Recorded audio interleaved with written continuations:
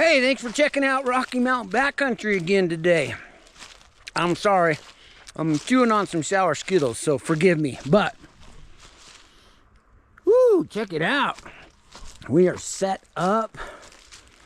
Got a new fire pit built on the new off-grid property. And we got a road put in all the way around over here. Back over there, we're gonna do a bigger pad to park a camp trailer, and it goes up and around and back down. Anyway, the reason that you're here with me tonight is for this. How about some 100 amp hour Vatrer batteries? I got two 100 amp hour batteries, and we have their battery monitor here. You guys, let me tell you, the way that I've got all of this set up, I've got the two batteries hooked in, and what we're doing is we've got it going up into the shunt right there. The solar panel power comes into here. The positive goes to the positive, and the negative goes up to the shunt. That shunt is what talks to the battery monitor up there. If you don't have that hooked up properly, the battery monitor doesn't know what's going on. I learned from firsthand experience. I had the solar panel hooked up just to the batteries, not through the shunt, and it wasn't registering the charge. So I've got 200 watts of solar up there.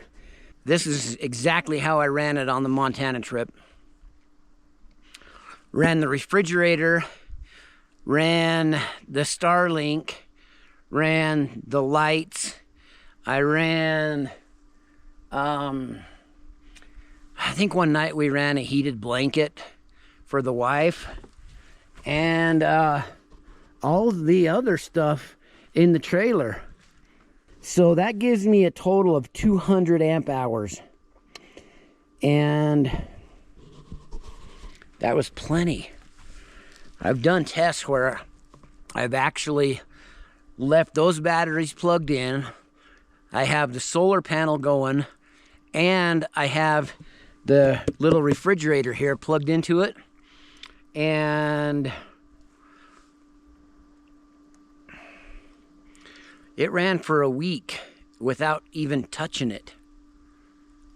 I was super happy about that. The 200 watts of solar up on the roof keeps these things topped off, running the refrigerator and everything else that I need to run in here.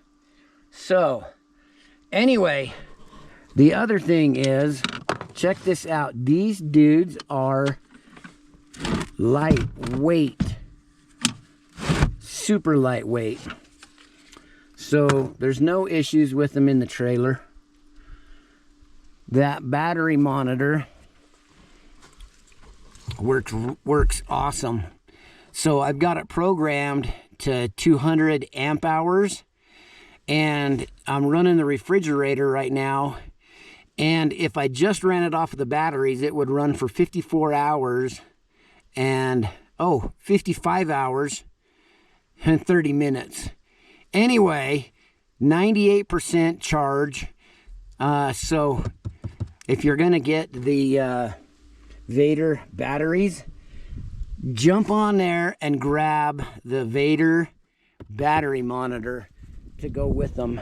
Make sure you hook them up through the shunt, and highly recommended. Full disclosure, Vatrer sent me those batteries.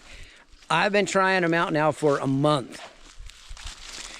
The only thing that I wish that I had from them that was compatible with the whole system would be a solar charge controller. You notice that I don't have a solar charge controller from Vatrer in the system.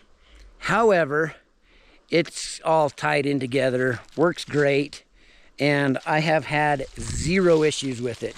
Check the link below if you're in the market for a 12 volt, 100 amp hour LiFePo battery. Thanks for checking out Rocky Mountain Backcountry. Like if you do, Subscribe if you haven't. This is where I'm spending the night. Look at those colors. Oh my goodness. We'll catch you guys on the next one.